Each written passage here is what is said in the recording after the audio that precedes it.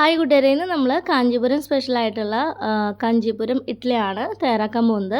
അതിനായിട്ട് ഒരു ബൗളിലേക്ക് ഇഡ്ഡലി മാവ് ഒഴിച്ചു കൊടുക്കാം. അതിലേക്ക് ആവശ്യത്തിനുള്ള ഉപ്പ്, കുരുമുളക് പൊടി, നല്ല ജീരകം പൊടിച്ചത്, ചുക്കുപൊടി, കായത്തിൻ്റെ പൊടി, കുറച്ച് കറിവേപ്പില ചെറിയതായിട്ട് കട്ട് ചെയ്തത്, നല്ലെണ്ണ ഇത്രയും ചേർത്ത് കൊടുത്ത് നല്ലതുപോലെ മിക്സ് ചെയ്തെടുക്കണം. അങ്ങനെ നമ്മുടെ ബാറ്റർ റെഡിയായി. ഇനി ഇത് നെയ്യ് പുരട്ടിയിട്ടുള്ള ഇഡ്ഡലി തട്ടിലേക്ക് ഒഴിച്ചിട്ടോ അല്ലാന്നുണ്ടെങ്കിൽ ഇതുപോലെ ഒരു ഗ്ലാസ്സിൽ വാഴയില ഒന്ന് റോൾ ചെയ്ത് വെച്ചിട്ട് അതിലേക്ക് ഒഴിച്ച് കൊടുത്ത് നമുക്ക് ആവി കയറ്റി എടുക്കാവുന്നതാണ്.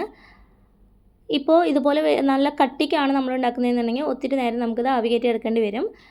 അങ്ങനെ നമ്മുടെ ഇഡ്ഡലി ഇവിടെ റെഡി ആയിട്ടുണ്ട്. ഇനി ഇത് നമുക്ക് കട്ട് ചെയ്ത് സെർവ് ചെയ്യാവുന്നതാണ്.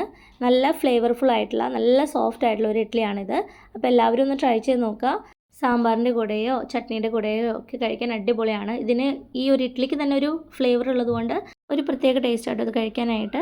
ഇനി ഈ ഒരു റെസിപ്പിയുടെ ഡീറ്റെയിൽഡ് വീഡിയോ വേണമെന്നുണ്ടെങ്കിൽ നമ്മുടെ ചാനലിലുണ്ട്. അതിൻ്റെ ലിങ്ക് ഞാൻ ഡിസ്ക്രിപ്ഷൻ ബോക്സിൽ കൊടുക്കാം. Thank you.